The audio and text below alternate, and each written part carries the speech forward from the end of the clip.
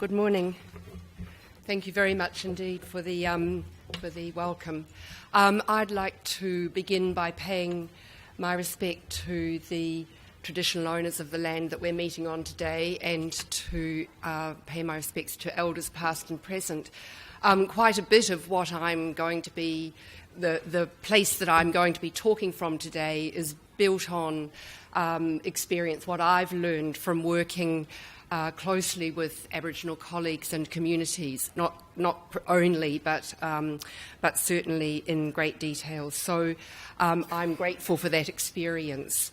I'm grateful also to be here today, and in fact, I'm quite honoured to be actually one of the people about whom we're speaking, because I'm now 70, and I have had many of the experience that Jared was just talking about in the last little while, of the change in life experiences, and also am continuing in a life that presents me with new challenges that were, it's led me to feel that ageing is certainly not for the faint-hearted, is what I would say. So there'll be many of you in the room that will understand what I'm meaning. I'll begin then by just really, today, one of the things I wanted to say to begin with is that this will seem to many of you, I think, perhaps an overly long and perhaps overly academic kind of presentation. I'm a little bit aware of that as I'm starting. What I wanted to say, though, was that it reminded me as I was doing it of why we need humans doing this and not robots. Because what I'm going to be talking about are the things that you will be doing in your partnerships, in the work that you're doing, that are beneath the work that you actually think you're doing. So you're engaging with older people, you're bringing them in, you're welcoming them, you're working with them, and all the time, underneath that, there will be a whole lot of other things going on. And what I'm trying to do is to provide you with a framework to think about those, because there's work that we've done that's learned about what makes partnerships stronger.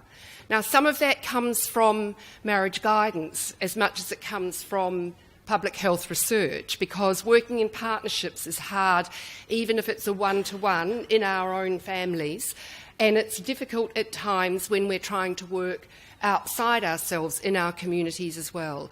So this is intended to be a looking beneath the work that you're doing all the time, every day, to think about what is it that's going to make these partnerships and networks of which I'm part, what is it that I'm actually also managing as I'm doing this.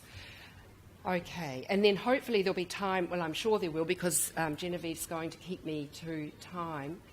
There'll be time for questions and comments. So first, thank you very much for inviting me. And as I've come into this work with Genevieve and with Ben, I'm impressed by the extensive history and experience of the partnership.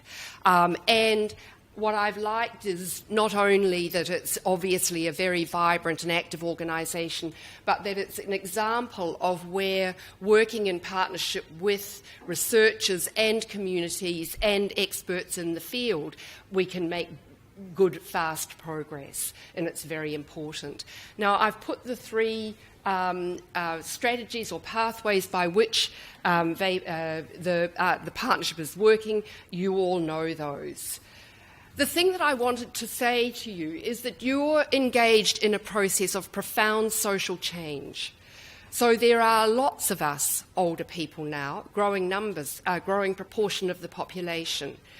And what you're doing in the work that you're doing is shifting the proportion of us who engage in regular physical activity to a level that's good for our health.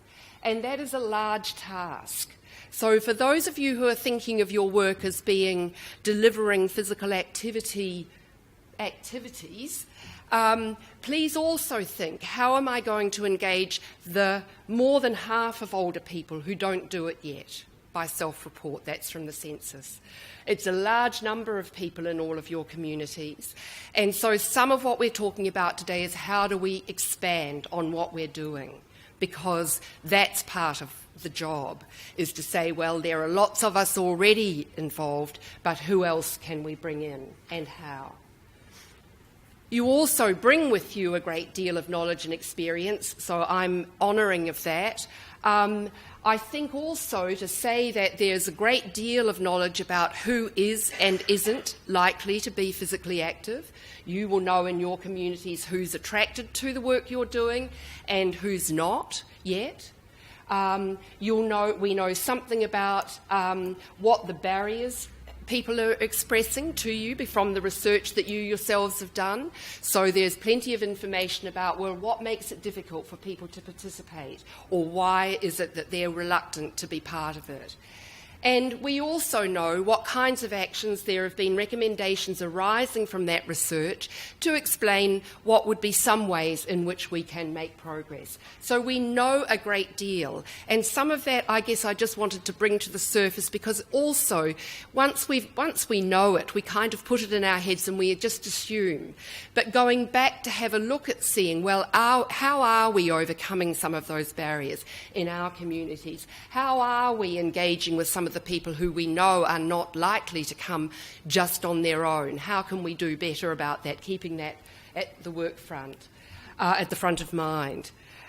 So you've built, I would get, just by looking here in the room, the number of people, the spread, is clear that you've already built a very strong platform for this work. It's very impressive, I might add, because it's not an easy area. So I'm impressed by that. But working together with others is a way forward. In fact, we have to do that. Of course, that's part of what we're doing all the time.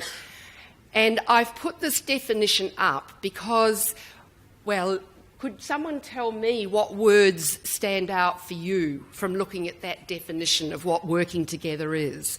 If we say parties who see different aspects of an issue can constructively explore their differences and search for solutions which go beyond their own vision of what's possible. So what words stand out for you in that?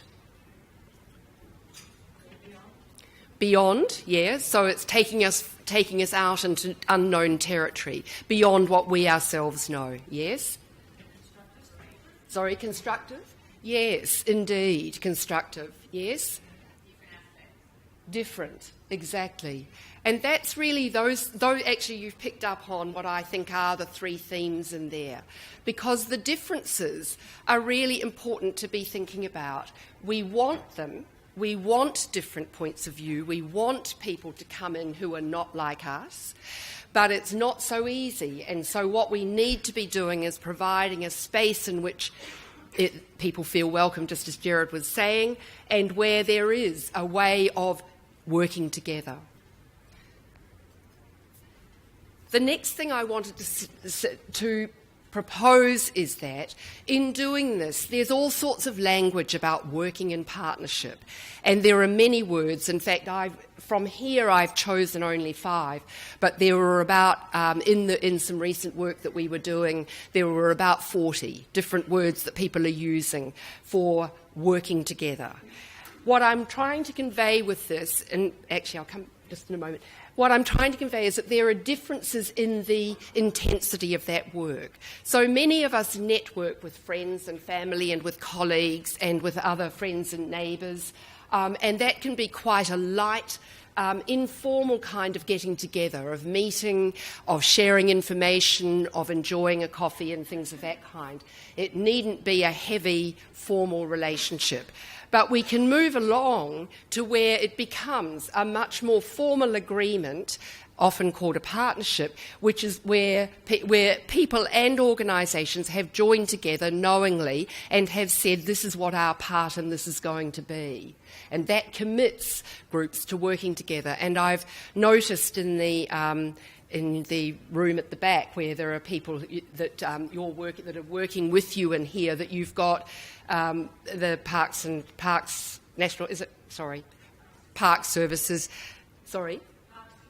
Parks Victoria, the Council on the Ageing, and the University of the Third Age, a couple of others as well. So sorry, I haven't got the names. So they're more likely to be slightly more formal arrangements. So when we're talking about working together, we're not necessarily only talking about working in a very formal, well-organised way. It can be quite informal and light. Okay, now the two other things that were in that definition were not one, sorry, the one other thing was the parties, that there are parties working together. And in thinking about this, it took me back to some work that I did very early on in my career in health promotion in the outer western suburbs of Sydney, and I was a health education officer then, working from Mount Druitt Hospital, for those of you who know Western Sydney. Before it opened, actually, it was a brand new hospital. And I was working in the community with a voluntary group of people who were caring for frail aged residents of this area. And I was very happy to be doing that, and I was very confident that I had a very good working relationship with this group. And in fact, I did, and we worked very closely together. But what happened when I went back to the hospital to say, well, actually, I've got this really great group of people that are working together, and now we need a little bit of money to put on an event that we can bring people to at the local shopping centre, and could we please use the photocopier and the phone? And it was in the days before computers, can you believe? So I wasn't asking for that. And what do you think the answer was? Well, it was actually maybe, but it was on the no side of the equation. You're quite right. So what I learned from that was a hard lesson, really, one that I think is important for us, because there are relationships and partnerships or collaborations between people, and that's very important because we each carry within us our own experiences, worldviews, our own beliefs about how the world works and what should be happening out there, and they form biases. Now, we've all got those. You've got them and I've got them. The only thing is that they're different. And the other part of it is that we always think that everyone else thinks like me. Is that not correct? So for me, biggest shock, one of the biggest shocks in my life was working in the health arena as a young professional, and thinking, well, the health is at the base of everything in society. There's nothing that health isn't important for. And I was completely shocked when I ran into people who weren't interested in it at all. And I thought, well, how can that possibly be? This is, something's wrong with humanity. And it took me a long, long time to understand that other people were just as passionate about education, and needed to be, that other people were just as passionate about being physically active or about making money or about, well, any of the other things that you can imagine in society. So when we're talking about working with others, understanding that the differences that we were seeking are actually in us. We've got to actually try to understand what's going on for other people. And some of the reason for working with older people is because when you're young, you don't know what it's like to be old. Let me tell you, you don't. And when you're old, you start forgetting what it's like to be young. So I can tell you that too. And we need each other for a whole lot of reasons. But being aware that the biases that you're bringing in come from your cultural background, they come from your family background, they come from your professional background, is a really helpful thing to come into a room with. Because the other thing is, having worked for 35 years in the health sector, is that one of the toughest groups to work in partnership with are your other fellow health professionals. And I've spent years of my life in rooms with people arguing about what words to put in a pamphlet for patients who are having babies, for example. So the nurses think that it's got to be this, the physiotherapists think it's got to be that, the mothers think it's got to be that, and the obstetricians think it's got to be that, and there's a lot of discussion about it. So the differences are important. We need them, but we often go in ill-prepared to actually do the constructive negotiation that we know is necessary. So please, one of the things that I'd like you to take away is to be thinking about what's my bias, because some of the reasons that we may not be reaching other people as well as we might is because we're thinking we're thinking that they think like us, and they don't, even if we think they should. So then the next part is that, as I explained in my experience at Mount Druitt, of course, it was easy for me as a non-decision-making, low-level employee to go out and say, yes, I can do anything you want, to my group of people caring for people with a frail-aged group. It's much harder if you're the manager, the CEO, the minister, who's actually responsible for the distribution of all the resources. And I'm not the only person coming in the door saying, well, I've got this great group who needs a little bit of help. I'm only one of the many. So we've got to think about our organisations as well. And our organisations are biased as well because they've been set up to do particular things. We've got a social mandate that says, I'm a group that's offering, I don't know, my sister and brother and sister-in-law are going off to bridge lessons today. So that organisation is delivering bridge lessons, and others are delivering education about who knows what, or well, you get the drift, or hospitals are for caring for people who are ill. And that's the core business. And often what we're doing in our work is trying to say, well, actually, while you're doing that, could you do a bit of ours as well? And the answer is, well, sometimes yes, but sometimes no.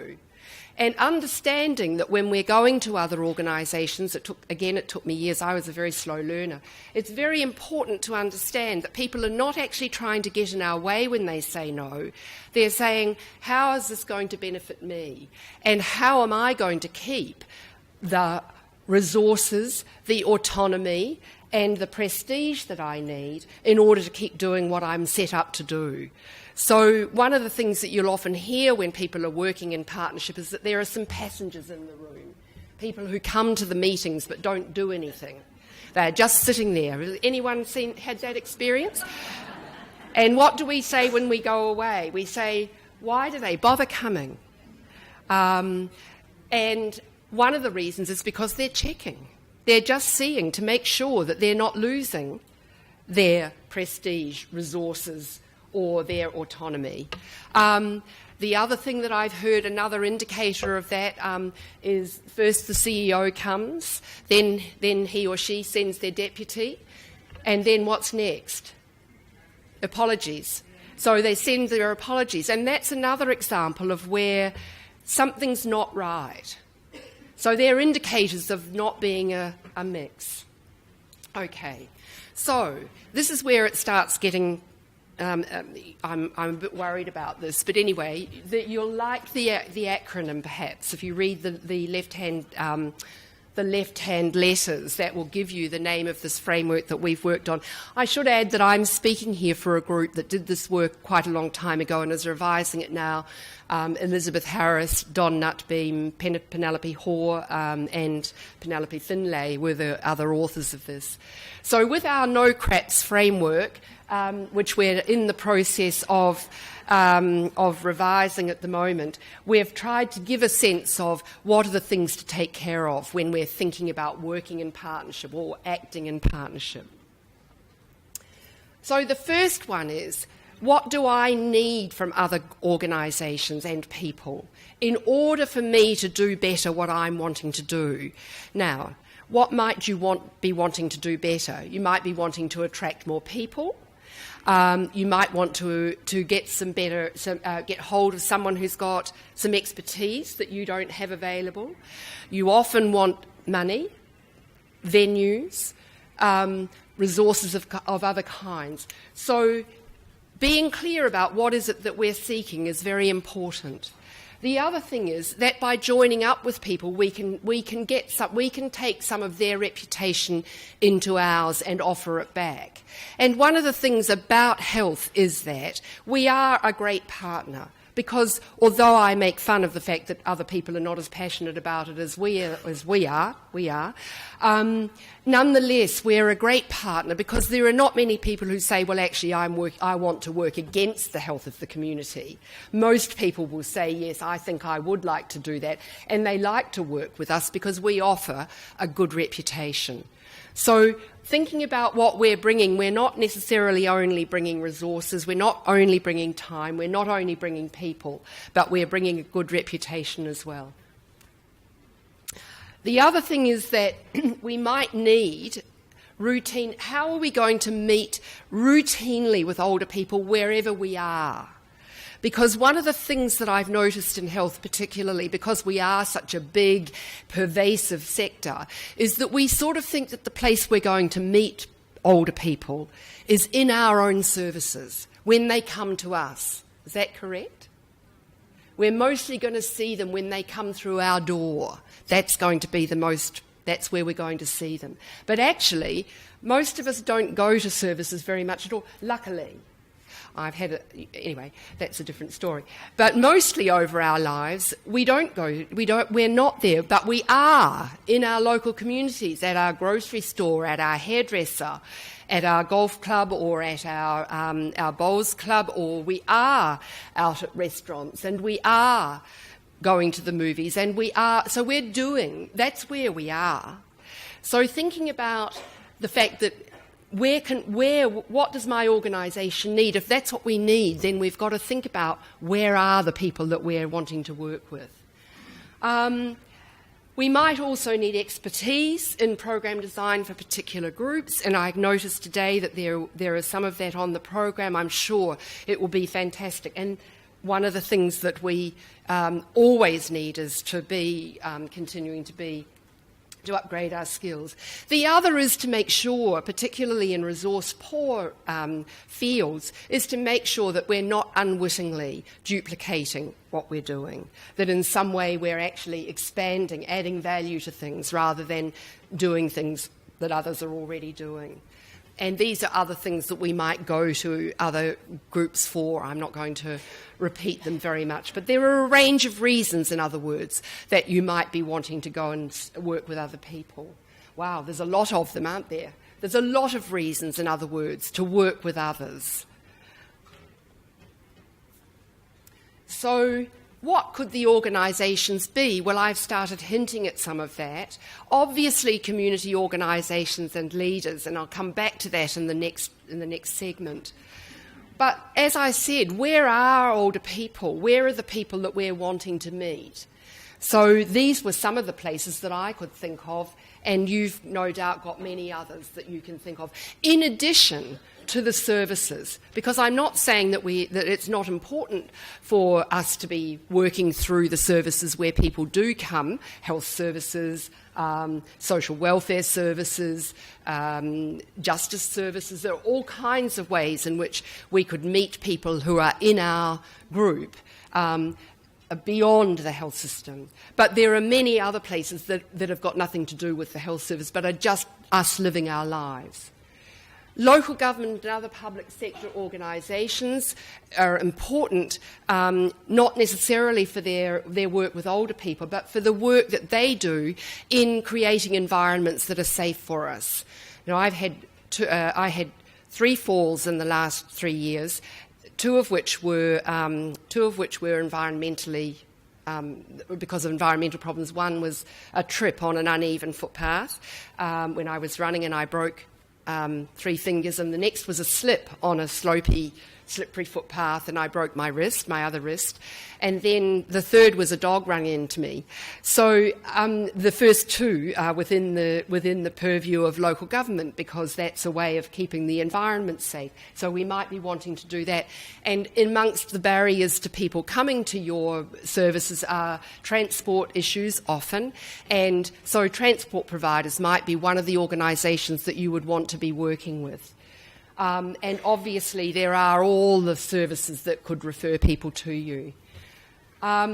there are many service providers already, and one of the things that I wanted to really think about it with you, or at least to discuss with you, is where in communities which you've termed underrepresented, where are we in terms of connecting with them? So I'm not going to go further here. I've talked about the changing environments and the need for that, so I don't need to do that anymore. But what I wanted to spend just a little bit of time on is working with underrepresented communities. That's a different way of putting the words that are often used: disadvantaged, marginalised. There are all sorts of ways in which somehow they are words that sort of are pushing away.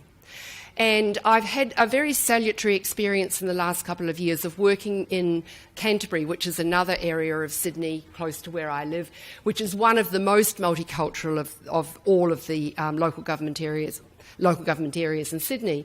And I've worked extensively there with the Bangladeshi community, and began that work with a very, humble, very shy, newly emerging woman who was had been doing a community service certificate 3 or 4, something like that. It wasn't until about 6 months later that I realised that she was actually a scientist in Bangladesh and was an academic there. But of course here that all goes missing from her CV because we only see what we see.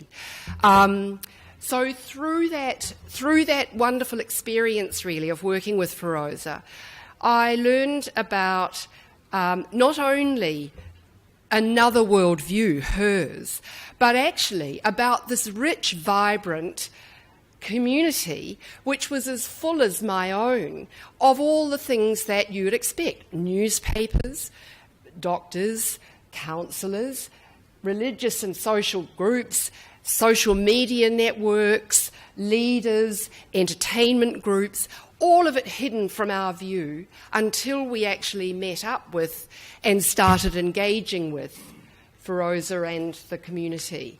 And in talking about this, one of the other things that I think is increasingly important, is that it's not just enough to go and talk with, it seems to me, consult with, do focus groups with, engage.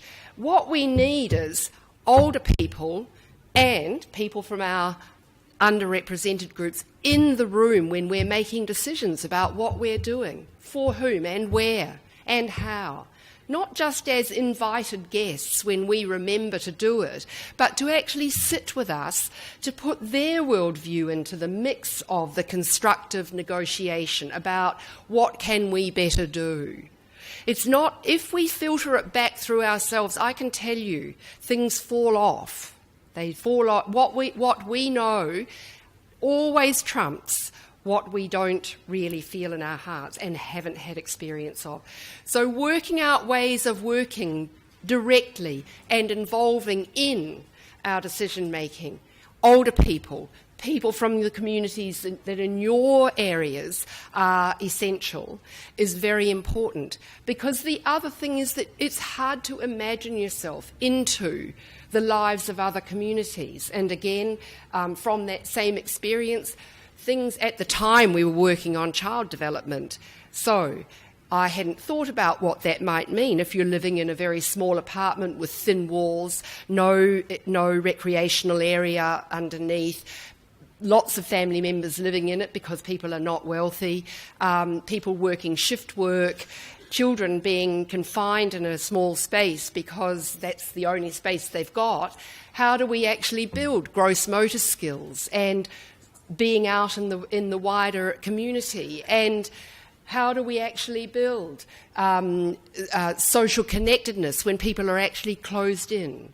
So there's a whole lot of ways in which our lack of imagination, it's not that we're unfeeling, it's not that we're deliberately setting out to be less than well connected or to exclude people, but because of our biases, we hear things and we assume what comes next. When I'm going home, where am I going? What's that going to be like? That's very important. And that's going to be increasingly important for us older people as well.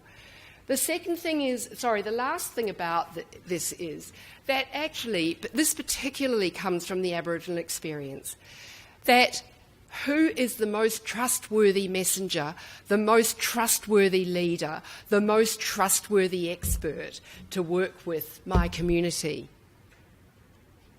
One of me. It's so important.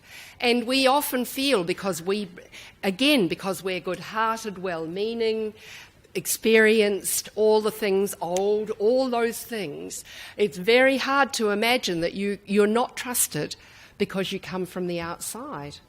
So how do we work from the inside out? So I want to, in thinking about partnerships, for me, that seemed to be one of the most important to be thinking about. Where in your communities are the parallel communities with whom you can work? Okay. So what are the opportunities for building on what you're doing? So one of the things, my husband, who died in January, had years of working of cancers, many, and underwent chemotherapy quite seriously for 3 or 4 years. And as he was getting to the end of that, the new information came out that physical activity actually amplifies the effect of chemotherapy. Now, Pete had been physically active all his life and continued to be until 2 weeks before he died. He went to the gym. But that's new information that is grist to our mill. So we're wanting to connect with the health professionals who know this stuff and say, actually, we're here. So you've got patients who are going through chemotherapy.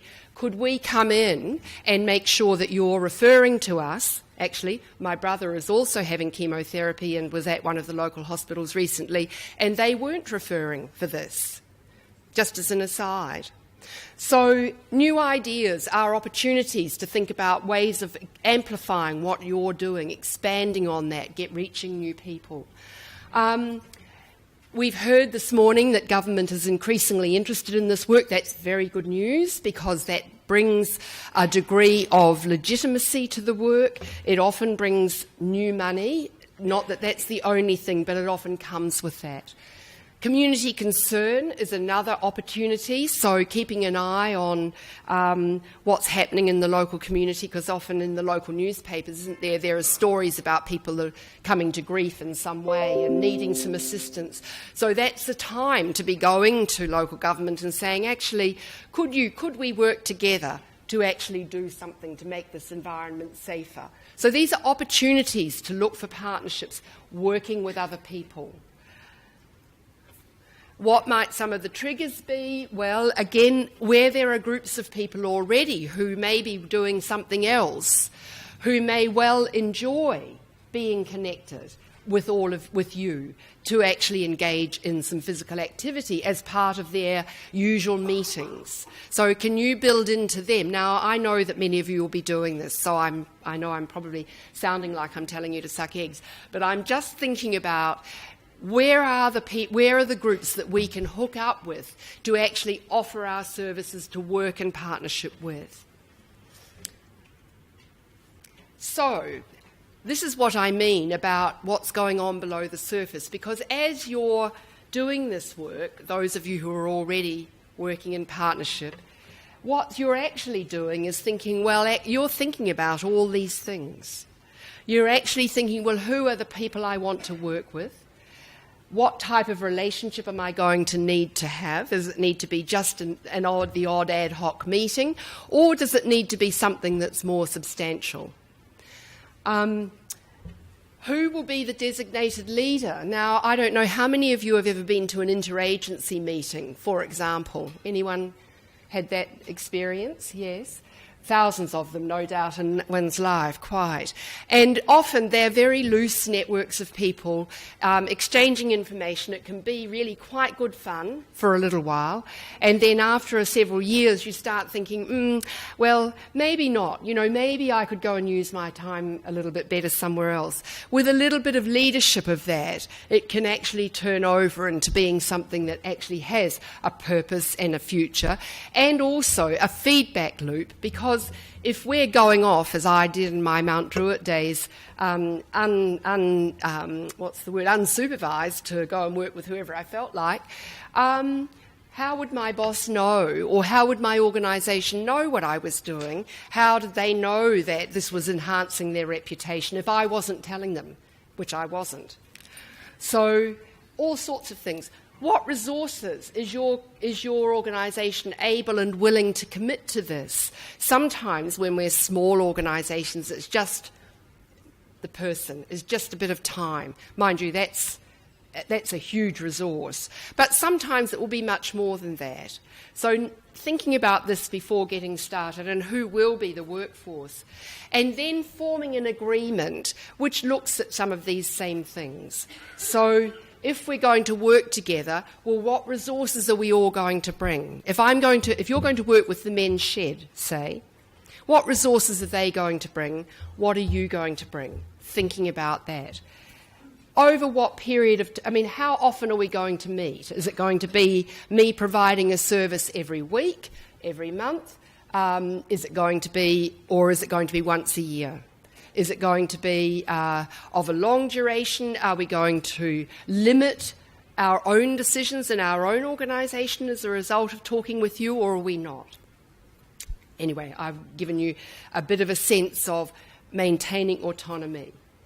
Now, I've spoken enough about this, but there are two parts about the need to maintain relationships, about what those might be, about the difference, about understanding our different biases when we're coming into the room. Anyway. The thing about working in a partnership, though, is that you've got to work in two ways. One is to maintain the relationship. Actually, if we want to work with people, we have to actually maintain the working relationship. And that's hard in environments when people are changing, when governments change and the actual incumbents of the positions change. There's quite a lot of difference. But maintaining the relationship is part of what you need to do. However, it's not the only thing to do. The other part of it is to decide what are we actually going to do together that neither of us could do separately. What's going to be the substance of the work? And those are two different tasks, and the workforce, which is what, when I put this together, it's not only my work, but from the literature and things and my own experience, this is when it dawned on me that these are the sorts of things you see in this yourselves, because these are not necessarily only one person each. Sometimes you in the room will be playing several of these roles as the expert and as the enabler and as the boundary spanner, but sometimes not.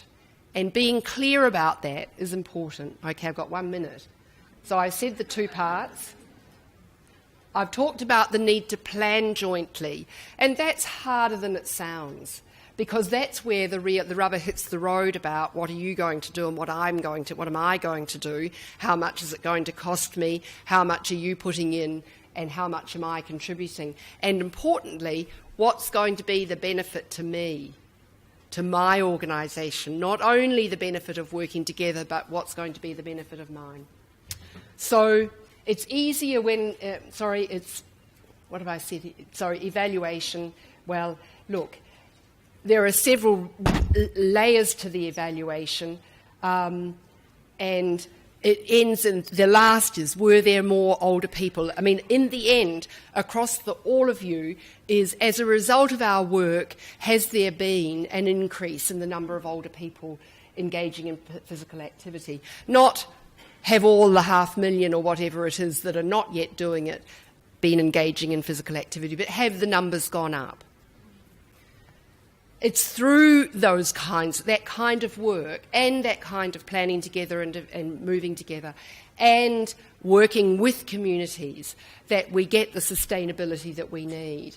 And it's through that we enhance our reputations, yours and that of the health sector, and of government in this case, because government has been one of the prime movers, and of your organisations, all of your organisations, because that's what we're taking into the future as well, a very important part of our work.